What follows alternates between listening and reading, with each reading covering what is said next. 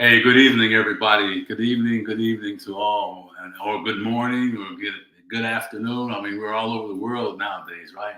And welcome everyone to Conversations with Geoff. Yes, indeed. Oh boy, we've got something in store for you tonight. You don't want to miss. You don't want to miss, right? I mean, and people say all the time, well, how did Conversations with Geoff come about, right?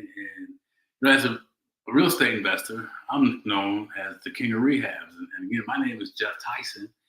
And that name was given to me by other investors and that would see us buy these houses. And we buy them and they'd be the raggediest house, worst condition house on the street. And we'd fix it and they'd come along during the construction process and they'd ask questions. And it really opened the door to what a real passion that I have. And that's helping people.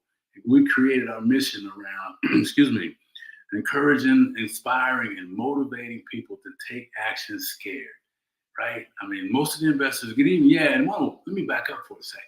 For those of you that are new, welcome. And those of you that have been supporting us, thank you so much for allowing us to move from a Tuesday to today. And if I could just tell you a quick story, guess what? I went to log in today and I had the same problem, right? But I had some resources around me this time. We got it fixed. Do it scared. You don't have to be perfect to do anything in life that you want to do. All right. So anyway, getting down to helping them, but more importantly, I was able to help them do what I believe is the most important thing. And this is the nugget for tonight. And I'm going to ask you to please, when you come in, introduce yourself. Let us know who you are. Let us know what you do. Okay. And the conversation goes both ways by you blowing up the chat, okay, with questions or comments while Nikki and I have the mic. Okay. I call her Nikki. Right. So anyway, I want you to think about two things. This morning when you woke up, what was the conversation you were having with yourself about yourself? What I mean by that is that you wake up on fire, excited about the day. You knew what you wanted, right? Your mental state was right. Your physical state was right. Your emotions were high. Or did you wake up kind of like I did this morning and thinking, oh man, and listen, I'll just tell her, she made me mad at me. My wife was snoring a little bit. So I didn't sleep that well, right? So I had to hit the reset button. And that's what we're going to talk about throughout the conversations with Geoff. Hitting that reset button, changing the state that you're in, which will change the story that you tell yourself. And that story is either going to be uplifting or it's going to drag you back, right? And guess what? Your energy rises or your energy is taken down based off of what story you're listening to. So today, this lady's going to come to you and she's going to give you some encouragement. She's going to uplift you in terms of doing things scared, right? And your personality, right? That's important, but be yourself is the most important. So anyway, and the last thing on those three things, I wanted you to write them down. So the first thing is, what state are you in? Physically, mentally, emotionally. What story are you telling yourself behind that state? And how's your energy, right? Because energy is everything. Folks, I'm telling you, man, you raise your energy, you raise your momentum, all that stuff gets picked up, right? So listen, and then the next thing is the strategy. You're not worried about the how anymore. You figure out what you want and you pursue that. So think about those things. What story are you telling yourself? And learn to be aware of it. And you can change your state like that. You change your state, you change your story, and you change your message to yourself. Ooh, baby, game over. So anyway, enough of that. Do those three things, and let me get to why we're here this evening. And I'll just kind of give you a quick review of our guest, Ginna Currie. She is a New York State certified appraiser. She's been in and around the appraisal business since 2000. She started her own business, I believe, around 2007. She offers training. She's also a real estate investor, both residential and commercial. And this lady loves to serve. She'll give you her information. You go to a private Facebook group, and there is a plethora of information in every area of real estate. It's amazing. I'm going to tell my age. She's like the encyclopedias of the day back when I was going to school. She's got information on every subject.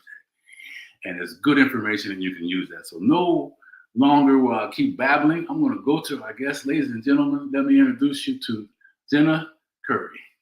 Let me see if I can get her on here. What's up, Ginna? How are you? I'm doing great. All right. I'm doing well. I'm so glad that we're able to meet this time.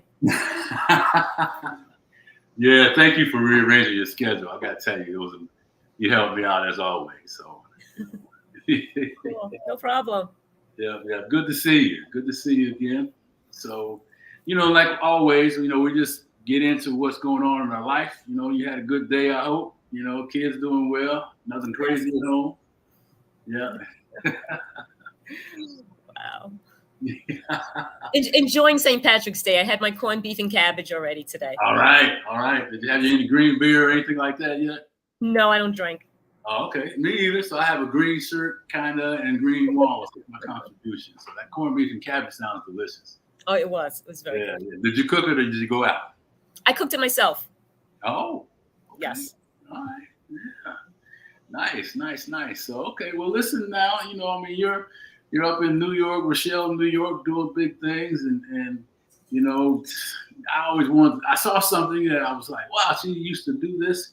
You enjoy sewing and and gardening, Yes. and so you're doing that in addition to the appraisal. It just seems so. Yes.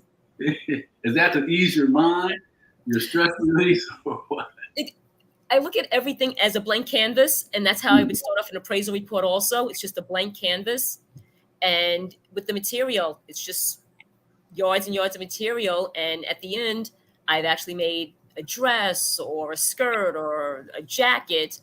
And the same thing with the gardening. It's just pile a leap of dirt that I've put some seeds in. After watering and fertilizing, after a while, you have all the benefits.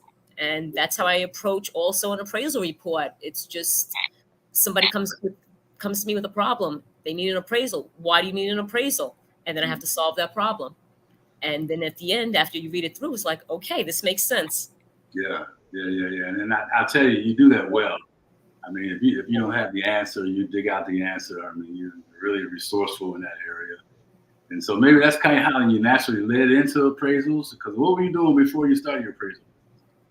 I was going into people's houses for a totally different reason. I was in Child Protective Services, and I was taking the children away from them. And people didn't want me in their house. And I'm like, I want to be in people's houses where they want me. And so I became an appraiser. I saw a listing, a posting for it.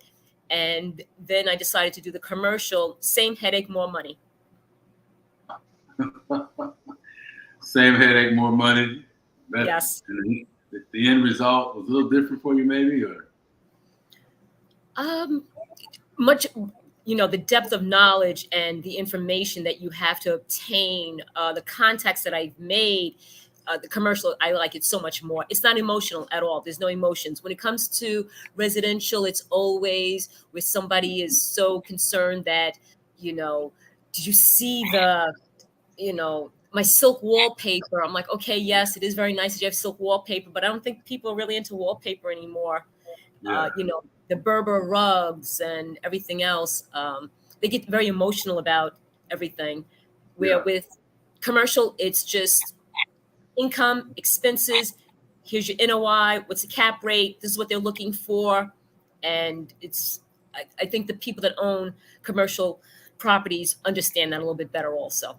Yeah. Well, and as human beings, anytime emotion gets tied to it, it raises the tension sometimes, or the joy, but you mentioned in preparation, you kind of highlighted a couple of things. I'd like to talk about a couple of them with the time that we had, and I think it was really important. Why don't we start with, the geographical competencies that, within the news that you're seeing today, where everyone's complaining that the appraiser didn't see certain things, they didn't know anything, my value came in wrong. One of the first things I do if I'm getting a mortgage, I'll ask the lender, can I talk to the appraiser? Where's the appraiser coming from?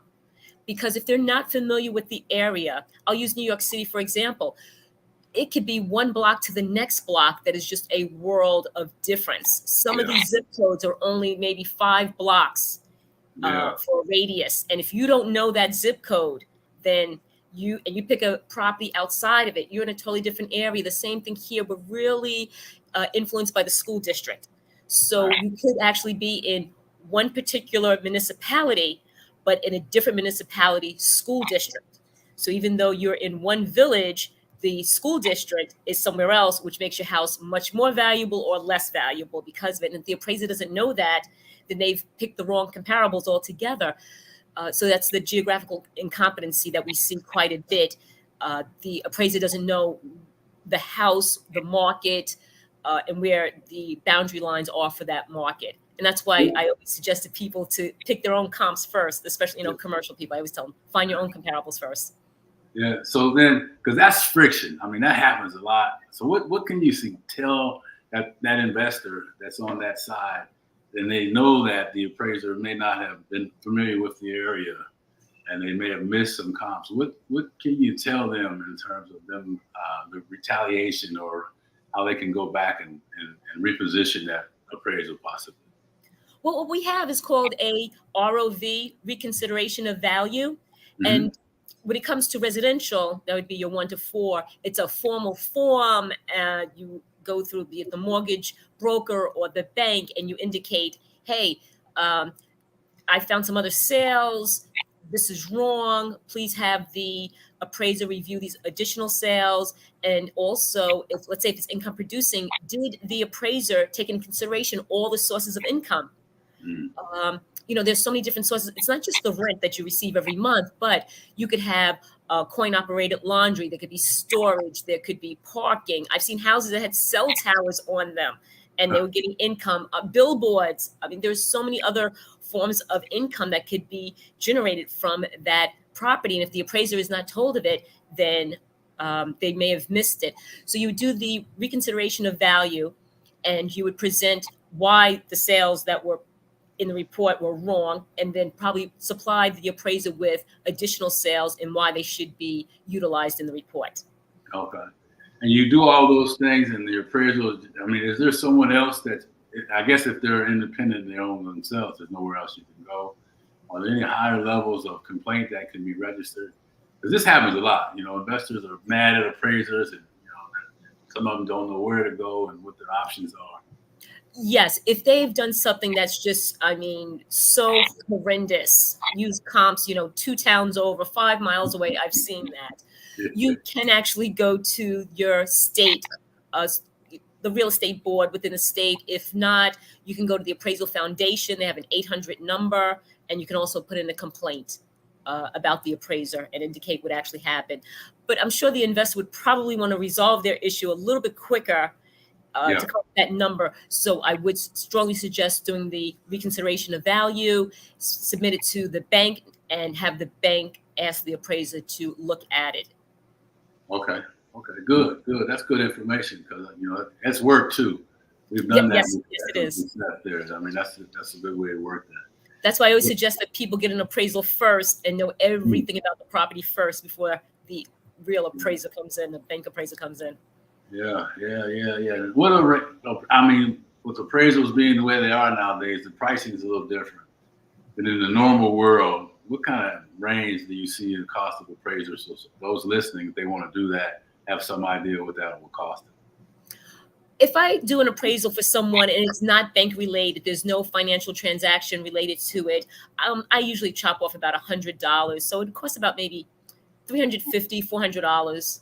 Okay. But if it is for a bank, there are so many what we call overlays that we have to look at, because there's the financial institution. They have their own rules and regulations. And then if it's being sold off on the secondary market, they have their rules and regulations. Then there's, USPAP, which is the Uniform Standards of Professional Appraisal Practice, promulgated by Congress. They have their rules and regulations. Yeah. So there's so many things that we have to do, so many hoops we have to jump through when it's for that. And then you end up having to pay more, because we have to make sure that, every dot is over that I and every T is crossed. Yeah. If it's just, you want to know ahead of time, a few things we can leave out. You don't need to know, hey, New York was settled by the Dutch in the 1600s. You don't need that information. Yeah. So the key word I heard in there was non-bank related appraisal. Yes. Yeah. Correct. So you can write that down in your notes. Non-bank related. It makes a big difference. So thank you for sharing that. So let's keep moving. That's good stuff, man. I mean, this highlights and the information to get more connected with. Ginna's going to be in the chat, so be looking out for that. Make sure you dial up if you have greater questions. The time we have to be able to answer all of them. So we're going to keep. Let's go. So geographically, competencies, kind of both the investor and the appraiser. both of them need to have a good understanding of where they are, what's happening in that area. Let's talk about the external influence a little bit, if we could. What those are. People have to understand that they're not buying a house; they're buying a neighborhood, and all the amenities that come with that neighborhood. You could be in an area where you may have a homeowners association, and with that homeowners association, I have seen mooring rights. People have had access to a reserve, all sorts of things that, beach rights. But if they don't tell the appraiser this, we don't know. Yeah. And that's where a lot of times I kind of fault also the property owner, because you do not tell the appraiser everything that is available to this particular property, what has been done at the property. When you're thinking about the externalities, you have to think about how close the property is to your downtown area. People now want everything to be walkable. They want near transportation hubs so that they can get in and out of the city or employment centers really quickly, get onto the parkway pretty quickly. Even with this pandemic, people want to be where they can just jump onto, I-95 and just get out of the city, go upstate, go to a different state. That becomes very important. Also, as I mentioned before to you, is if I'm not looking at a property myself and I have somebody else with their boots on the ground, I ask them to go outside, close their eyes, and what do they hear? What do they smell? What do they hear? One person told me they smelled someone baking cookies. I said, well, is it a house or is it, are you near a factory? So I did actually go online, Google, and believe it or not, there was a factory that was a bakery. It was a bakery nearby. So that would be nice to wake up to on a daily basis. To have the smell of fresh baked bread versus, like myself, I live very close to I-95. So in the summertime, the windows are open and I hear the cars going by constantly. So I do use that as a way to reduce my taxes because it's external. People need to be aware of those things within a property. Is it a one-way street? Is it a dead end? People actually pay more to live on a cul-de-sac or a dead end because they don't have all that through traffic. Yeah. So all of that comes into play, believe it or not. Are you in a double yellow line? You do not want to live on a house with a double yellow line. Oh my gosh. That's getting in and out of your driveway is a lot. Forget about it. It's or being next door to a school. Yes.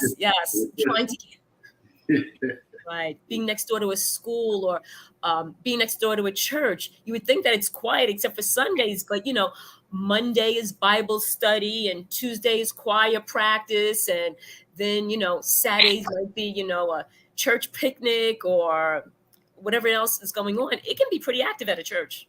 Yeah. Well, and the bigger churches especially. Yes.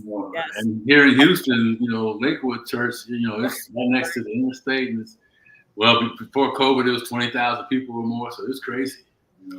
And see what you just said. It's close to the interstate. They did that on purpose because this way they can have the parishioners wherever they live, jump right off and take one exit, and there you are. Yeah. No, you're right. So all good stuff. Cookies, boy. I'm not starting my stomach to ground when I heard you mention cookies. I'm a cookie monster.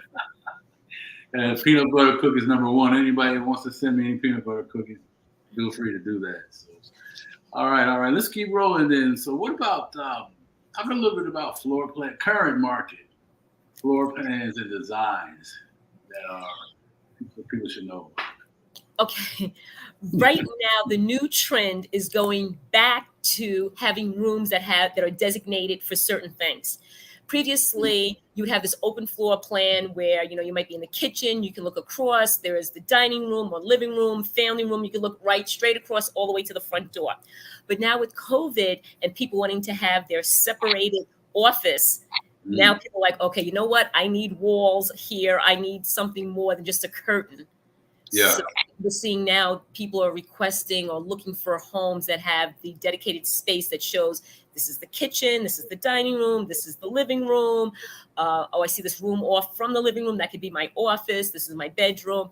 So it's going back to that. Also, it works out for heating and cooling because when you have an open floor plan with no walls, cooling it or heating it, depending upon where you are, it can get very expensive. Right. So there's that trend actually going back to that now. Now, are you seeing that more across the country or in geographical areas in particular? What I've been reading about it, and I've actually been seeing it myself, Mhm. where people now need the dedicated space for a home office because Yeah, people want to be remote workers and they yeah, want to work from home and yes, come up out of the basement. They don't want to be in the basement. So that's people are looking for that, and it actually works out pretty well with the way some older homes have been designed. yeah, yeah. So in those older, and we have one now that's kind of open, and we'll kind of leave it that way. But we're going to put some separation in it just because of that kind of break the flow. Mhm. So it's interesting that you're saying that now. What about like the linkages? The term is used a lot, linkages. Sure. People get that. Talk about what that means and that. Oh, that's the time distance relationship. So, technically, I live 5 miles from the Bronx, which would be New York City. So I could just jump on I-95, and I know it would take me half an hour to get to Midtown Manhattan. It would take me 15 minutes to get to the grocery store. So it's that time distance relationship that people have to understand. How far are you from whatever you need in your life? Um, Unfortunately, some towns don't have a supermarket, they don't have banks. How far is, the hospital, the police, the firemen, things Yeah, that you don't even think about that you'll ever need. But every once in a while, sometimes you may have to go to a hospital. If not for yourself, you might drop somebody else off. But knowing how close you are to that. So if you happen to have a house and you're renting it out, your renters really would benefit from it if they don't happen to have a car. How close is the yeah, bus stop? How long does it take from the bus to get to the city? And yeah, if the closer you are to those employment centers, usually you can command a higher rent and even achieve a higher rent because you're closer to the employment areas. yeah. Now that doesn't necessarily have, or does it have an impact on properties that are being appraised? Yes, it will have an impact if you're using it for income Okay, because I all can right, command more yeah, because I am one stop off from a certain line. I'm closer, to the city to work. But when you're out in, the middle of nowhere, it, no one wants to be there really. They want to be. that's right. There's that happy medium where I don't want to be in the city, but I don't want to be up in the hills where if I scream, nobody hears me. Yeah. Like Green Acres, give me the city. Bye Right. bye. Yes. I love it. I love it, man. So this is good. I appreciate you taking the time. Let me back you up for a second because I know Yes, we sir. didn't talk, and we don't have a lot of time. But I know you're specializing too in the tax. Excuse me. Certiorari, yes. Yeah. Talk about that for just a second. You know. Okay. Well, you heard of SALT because of the last president. He capped the SALT, which is the sales and local taxes, at $10,000. And here in New York, our property taxes. If I had $10,000 in property taxes, I'd be like, yes, I'll take that house Yeah, because taxes are so much, and especially when it comes to income producing property, it takes up a lot of the expenses.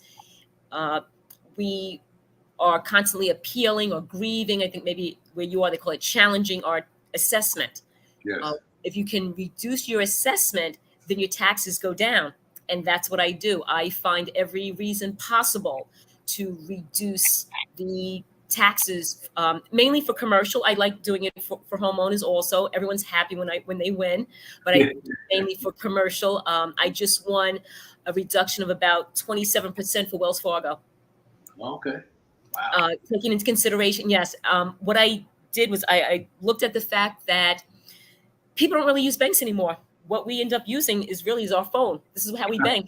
Yeah. So nobody, it's an obsolete form of real estate, a Yeah. bank. Yeah. They're not really income producing. They just take in deposits. That's not really Right. income producing. Right. And um, so when I was speaking to the assessor and a whole group of people, I asked everyone, I said, when's the last time you've been in a bank? When's the last time you've actually gone to a bank and made a deposit or had to do something? Of course, the assessor was like, I was there this morning. I was like, of course you were.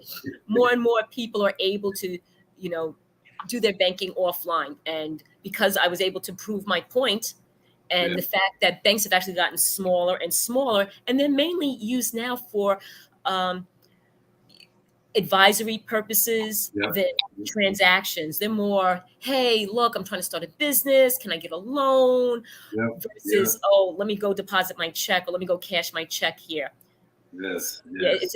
it's an obsolete form of real estate. We don't need banks anymore. And that's how I did it. So that's what it is, just reducing the assessment so that your taxes are less.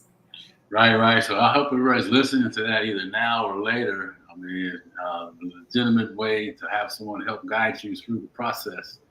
You know, and every dollar you save is a dollar you can reinvest. Yes. Right? Not save, but reinvest. Did you hear what I said? Put your money back to work for you. Right? So So often people can afford the house, but they can't afford the taxes because the taxes are so high. yeah, that's crazy. And do you see that direction changing? How's New York? I mean, you guys are going through a lot of different things, tax related, people moving from the city and all that stuff. What's the temperature out in your way now? People are starting to gravitate back into the city, so rents are going back high again. They're about one bedroom, I don't know, it's about $3,500 a month. The people that did leave the city to come into where I am in Westchester County, depending upon the municipality, if they're at 100% assessment and the house was assessed at, oh, I don't know, let's just say 800,000, and somebody came in and they just spent 1.1 million, there's a couple of things they just end up doing. One, they had to pay a what they call a mortgage tax with for millionaires because it's over $1 million. So they had to pay more for that. And then two, now the assessor's going to look at it and say, oh, well, now you're valued at 1.1. You paid 1.1. It must be worth 1.1. So we're going to tax you as if it's 1.1. And so I think it's going to be a wake-up call for a lot of people who didn't realize, because I think they got caught up in that fear of missing out. Oh my God, I got to buy something. This house is not there. Oh my gosh, what do I do? So I think it's going to be like I said, a wake-up call. And also I think a lot of municipalities are grateful for it because there is so much activity. So they're happy because they can get all the tax revenue. That's right. That tax base increases. Everybody is. I get it. And Westchester County is not cheap either. I mean, Manhattan, Westchester County is they're pretty close in terms of the cost of living and everything like that. Yeah. So a lot of people did move from New York City to the outer suburbs, which would be Long Island, Westchester, and even beyond there, because they could work from home. Yeah. But the sticker shock, they'll get it with all of the utilities and everything else. Yeah. And New York is a resilient city. I mean, it's just, I love that. It's my second home. It's just a beautiful thing. I don't want to get off on that subject. I want to make sure we talk about this next thing I wanted to talk about with you. Okay. And the passion around teaching our young real estate at an early age. Oh, I think that is so important because real estate is not a topic that we speak about on a regular basis. We talk about everything else, but oh, I want to buy these sneakers. Oh, I want the latest phone. But people have to live somewhere. Why are we not talking about real estate? Why are we not talking about how much it costs to have a home? The not just the regular mortgage with your principal and interest, but also there's the taxes, there's the insurance, there is the maintenance, there is the upkeep.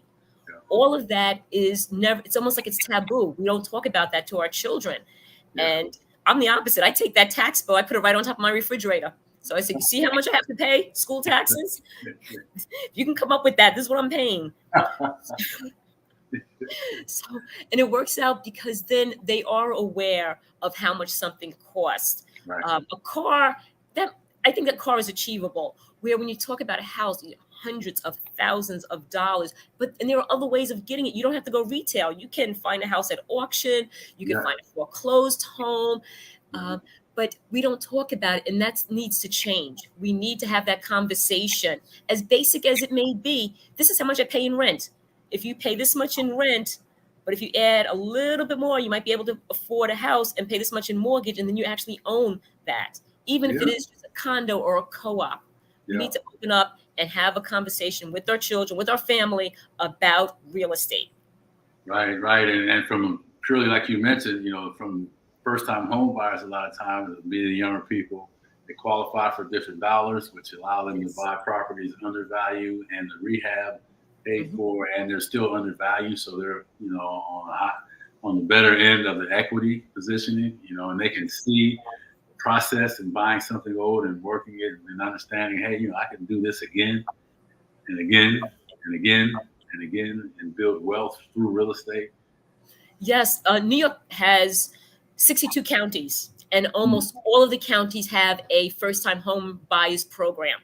New York City is giving away $40,000. Wow. So yes. So Wow. you just have to do the work, the legwork. Some of the counties, they join with others, but because our population has gone down tremendously, Mm. they really want to invite people to move to our state, and they're giving away. And New York is not the only one. Ohio is helping you pay off your student loans if Yeah. you move to their state. Wow. Yeah. Wow. So there's a lot of money going on different avenues and different places people need to get tuned into. Yes, we have to talk about it. We have Yeah. to look into it, research, and share the knowledge once we do obtain that information, because we never know who it might help. That's right. And that's why I mentioned your Facebook group, and it's in the chat. Make sure you guys go and do whatever you have to do to get connected there, because these are the subjects that she goes into deep dives on. If there's a question, I want to brag on you a little bit. I mean, she's got resources and libraries where she can point you to or get information for you. So, make sure you stay connected to Ginna after this, because, again, I think I mentioned it, if I did, the wealth of information and a desire to get back and help people. So, Yes. So tell me something though. I love the New York attitude. I love the fire and vigor. But what do you do, when you're like at wit's end? Busy mom, wife, dealing with crazy people in your appraisal world. What can you share with someone like you that wants to start? What's a tip that you? Appraiser.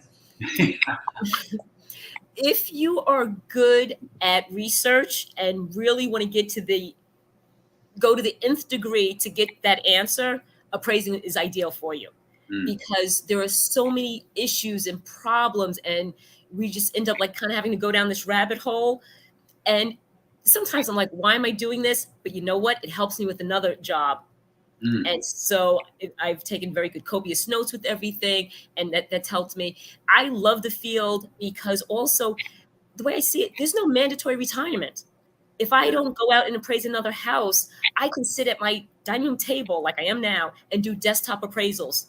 And all that is just doing research online. So you see some people well into their 70s that are still appraisers, and it's not because of the money. It's because they really enjoy it. They really love it.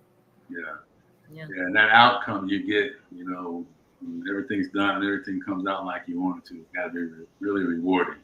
Oh, yes, it is. It is. Yes, I've had, I've actually had a reviewer say it was like reading a book when he read my report. I was like, oh, thank you, because it made sense. I was like, and that was my goal.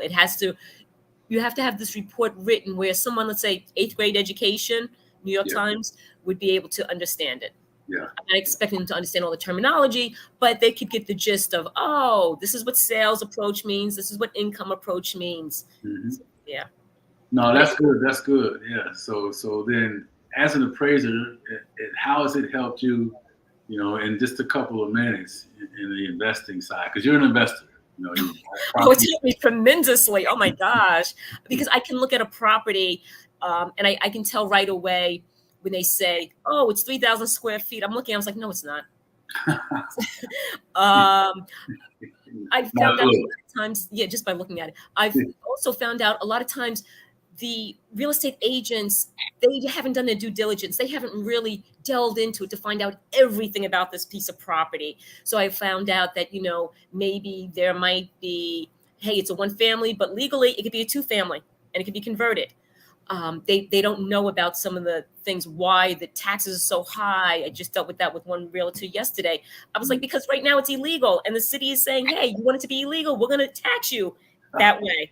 But if you convert it back, then your taxes will go down. And I had to explain that to a real estate agent. Understanding also the potential of a piece of property. If I'm looking at a property, I'm looking at it as an asset. What can I do? How can I make money from it? Does this municipality allow it to be an Airbnb? If not, then can I make it just a rental? Can it be single room occupancy, or do I just have 1 family living there? Understanding also different forms of income, as I mentioned before. Maybe there's a driveway. Boom, you're going to be charged. I'm going to get some income for charging off the street, which is a win-win for everybody, because now your car insurance is less because you're not parked on the street. Yeah. There's a lot of things that people don't think about, but as appraisers, we think about it all the time. The storage area. Oh, there's a basement. I'm going to put up some racks and some cages, and I've got storage area there. Put a coin-operated washer and dryer for laundry. Yeah. So seeing all of that as an appraiser, looking at income and expense and pro formas day after day, you kind of get an understanding, and also who the players are. I've learned, which are the best banks. I've learned the best insurance companies, everything, who to deal with. So it's great. Yeah. Well, and that information you share, if anybody wants to know, banks and other stuff, they can connect with you and tell them more specifically about that. I do have a question, and I want to make sure I ask it. Yes. I'm kind of winding down. And the question, Ginna, is what is difficult for you? Was it difficult for you to find an appraiser supervisor? No, it wasn't difficult for me to find an appraiser supervisor. When I started, I was sitting in a class. Right now, the class is called Fair Housing, Fair Lending. So it's very similar to that class. And what they usually do when it's live and you're in classroom, they make everybody go around and read. Even though I'm in New York, and yes, I talk fast, when I'm reading, I have to understand that there are other people out there. So if I don't talk so fast, they will be able to hear every single word, use clear diction. So I was doing that. And a gentleman walked up to me and he says, "Your children must love that you read them bedtime story. When you read them bedtime stories." I'm like, "How do you know I have kids?" So he introduced himself. At the time, he was 69 years old, and he stated that he actually appraises in the area where I live. He goes, "Are you interested in a job?" I was like, "Yes." Yeah. So that worked out really well. He did all sorts of houses. He worked with a lot, because he was an older gentleman. He started back in like the 60s and, civil rights movement. He appraised for a lot of attorneys. We did a lot of churches. I think my first job on my own was a funeral home. Wow. Yeah, that was interesting. And then it was good. And what ended up happening, though, was, this was back in like 2005, 2006, where everybody was trying to become an appraiser and market was going crazy. Yeah. Everybody, they were, pizza delivery guy one day, like, "Oh, I want to be an appraiser. I want to be an appraiser." So my supervisor and his wife, they brought on these other guys, but it didn't work out. And they weren't giving me as much work. I was like, "Okay, no problem. I got you." So I went on to other sites and I found another mentor, because as a trainee, you can have more than one mentor. You can have more than one supervisor. And he was great. I'm still in contact with him. The first gentleman I was, but his wife actually said, "Oh, we shouldn't have gone with those other guys because sometimes they wouldn't even show up. Just like, you always showed up and you always did what you had to do." I was like, "Of course, because you always have to prove yourself." Right. I always get, "Oh, who do you work for?" I'm like, "Myself." Yeah. Like, they can't believe that. I'm like, "I work for myself." They're like, "Oh." Yeah. So since 2007, if I'm not mistaken, right? Even before then, yes. Yep. Before So, then, yeah. so congratulations for that. Thanks. So, but those are kind of, but somebody that really is kind of like, if there was someone who wanted to know step 1, 2, or 3, didn't have the fortune you had in connections with people, is there something that you can speak to that? Sure. The first thing I would do is take your classes with the Appraisal Institute. You're going to take basic appraisal principles, then you're going to take basic appraisal procedures. It's very intense. It's a lot. It starts very easy, with we are old English law, and then it goes whoosh, 0 to 100 really quickly. Once you take those classes through the Appraisal Institute, because they're the premier in the appraisal industry, it will open up you to different people, from your instructor to everyone in the Appraisal Institute to everybody you can find. There's somebody on there who's looking for a trainee. Someone just came to me the other day and said, "Hey, I'm in Pittsburgh." I said, "Well, if you went to your Pittsburgh chapter, there was a posting. They were looking for a trainee." And she was like, "Oh my gosh." I was like, "Yeah." So there's a lot of misinformation. Everyone's like, "Get a supervisor first. No. What are you bringing to the table? You want to show, hey, I took my classes with the Appraisal Institute. I'm continuing to take my classes. I have my trainee's license. I'm ready to go." Yes, it may cost more, but it's worth it. It's truly worth it. You learn everything. Yeah, and I love what you said too. What are you bringing to the table? Also, you have to bring something. You have to have some value, and if nothing else, the desire to learn and show up. Yes. Right. And then you have, they have listings. You just go into their website and it shows, and they even have for job postings. I get them every single day. job postings across the country and even outside of the country of jobs for appraisers. Yeah, that's good. That's good. That's good. So listen, now I'm running out of time with you. I wish we had more, but I gotta ask you. I always ask this question, So tell me, and again, this is to just share with folks out there that are listening to you or hear you later and say, I want to do something. When they run into that roadblock, I mean, and I know you're kind of one of those unstoppable people, so you don't have many to share. But if you were to talk about something you learned from your greatest roadblock, as we wrap this up today, what can you share, Ginna, that can help somebody else that maybe in that now or will be facing it at some point? Okay, my greatest roadblock actually was when I was trying to get my designation, because there was no one there that I could bounce ideas off of. Appraising, as we all know, it's a good old boys club here in New York. It's a whole bunch of old white men. And when I was taking a lot of the exams, there was either my friends had already taken them before, and I'm like, hey, was this something? They're like, I don't remember, I don't know. People who are taking it now, they were like, oh, I'm too busy to go over. I was like, hey, we could do a study group. They're like, no. So I literally would sit at home. I quit my job. I was sitting at home, and from 8 o'clock to 12 o'clock, I would study, take a break. And then from 2 o'clock to about 4 o'clock or 5 o'clock, when my kids came home from school, I would continue to study. And it was because I had no one else to ask questions. I had no one else to bounce ideas off of. I truly had to persevere. I mean, these exams costing like, oh my gosh, what were they? I think they were like $200 an exam. You have to take 4 of them. I was like, I'm passing these bad boys. There is no way. And I remember asking people, and they were like, they just shrugged me off. And I was like, oh, I just felt so defeated. Like, why am I doing this? I've done so much. I've come so far. And, but it worked out. And now, believe it or not, I actually helped to write the exams for people to get the designation. So I go out to Chicago, and they bring me out there. They fly me in, and I'm out there for like 3 or 4 days. And we stay up in a hotel, and we go to the Appraisal Institute, and we're with a psychometrician, and we write the exams, and every word counts. Like, do you use the article A, or do you use the word one? Even though it means the same thing. I mean, every little word. And now I can really help people of course, everybody hits me up like, oh, what is this on the exam? I'm like, I'm not telling you. Nobody helped me. But I can tell them what to study. And that's why in the group, I have certain books there, specifically the Appraisal of Real Estate and the Dictionary of Appraisal, because they're so important if you want to become an appraiser, or even if you're just an investor. It goes to show you how appraisers think also, because we need to submit this information for the banks. So they rely upon us. No, that's really good. That's good. And I heard in that story that there was something that you were focused on, you were going to get, and nobody was going to take that from you. Yeah. It didn't matter. You had something to prove. Yes, that knowledge. Yes. Unfortunately, it seems, you end up having to like give your resume over and over again. People always ask me all the time, like, oh, so what do you do in the appraisal field? And I'm like, I'm an appraiser. I kind of leave it at that. I try to stay under the radar. Yeah. But yes, if you want me to show off, yes, I can do that. And people are like, oh, wow. I'm like, yes, I am I'm the diversity chairperson for the New York City chapter of the Appraisal Institute. I do other things with USCAP and all sorts of stuff. But No. So let me just wrap up with asking you, please tell folks how they can get a hold of you. I know we have it in the chat. Any other thing that you can think of that you can call me. My phone is always on.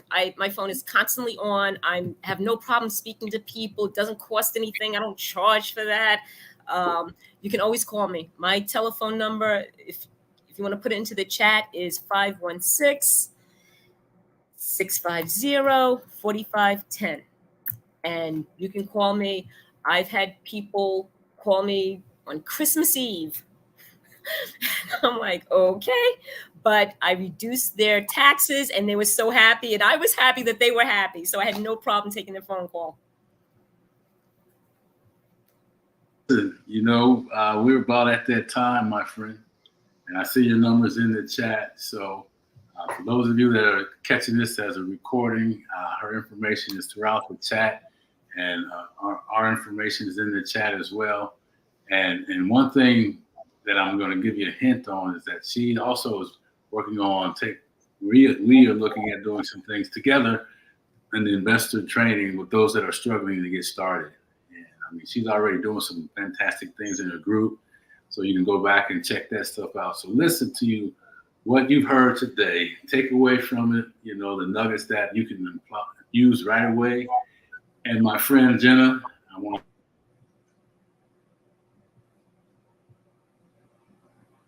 Oh no, it was. Are you there? Yes, I'm here. Okay. All right. Technology, you never know for sure, right? So, but I was just saying, is there anything that you'd like to say before we let you get back to the family? No, if anybody wants to become an appraiser, I would welcome it. I love seeing everybody who wants to do that, and I don't think they'll have any regrets whatsoever. I have not met anyone who was an appraiser that regretted it. Yeah. I know maybe one person who left appraising, it's not that they regretted it either. They just came across a better job. But appraisers, great people. You certainly are indicative of that, and I hope you help dispel some images and some myths around that. It's a two-way street, and there are appraisers that understand, all the things that we go through as investors. So I really appreciate the time. Thank you for having me. I do appreciate it. Yeah. Thank you for showing up again twice in 1 week. We owe you for that. And we'll be speaking again soon. Thanks a lot. Okay, great. Thank you. Bye-bye. All right. Hey, listen, everybody. Thank you for hanging in there on a Thursday night. I hope that you got some things from her. You can tell she's serious about the information, serious about her profession. Go to her website, go to her Facebook group, join the group. She's building that group, serving that group, just like she does her appraisal business. And I want to tell you, if you're thinking about real estate, there's no better time to get involved in real estate. If you're thinking about being an appraiser, you already heard it from someone that gave you some tips on doing that. And, part of conversations with Geoff also want to speak to that person that's in, the corporate world that's really thinking about leaving, but not sure how to do that, struggling to make that decision. And listen, that was me. I spent 20 years. I had a great corporate career, but I was halfway through thinking, man, I should be going to start my own business because I'm never going to be that CEO that I wanted to be. But it took me 10 more years to make that decision. In that, though, I learned how to prepare. So we talk about that stuff too. And then family, to wrap up the things, man, think about the state you're in. Think about the story you tell yourself. And then ask yourself, how are you showing up for yourself, for your family, and for your community, right? We can make a difference. We can come together. We can work on ourselves, work on our family, work on our community, right? And that's what it's all about for now. So hope you enjoyed today's session. All of my information is in there. We've got some powerful training coming up for real estate investors starting in the second quarter. Be on the lookout for that. Private Facebook group for relationships, kind of help managing and maneuvering through the COVID work-related issues, school and health, right? And listen, Jackie Brown, thank you. Appreciate you showing up. Hope it helped out. And for all those that were here tonight, we appreciate it. Hit the chat, share this with all your friends. Stay tuned for the next episode of Conversations with Geoff. I want to share this last thing, and it was really powerful. I'm going to read it. Think about this. This is something, it was in a meeting I was in on Wednesday. She said, Wednesday morning, discomfort is the currency of your dreams, right? Discomfort is the currency of your dreams, baby. So stay uncomfortable. Know that you're doing the right thing. Put the energy in being uncomfortable because the dream is on the other side of that. All right. Hey, listen, got to go. Go see my grandbabies, baby. They're here for one more day. Hope everybody had a good night. Jackie Brown, thanks for showing up. And those of you that are here, we appreciate it. Talk to you soon.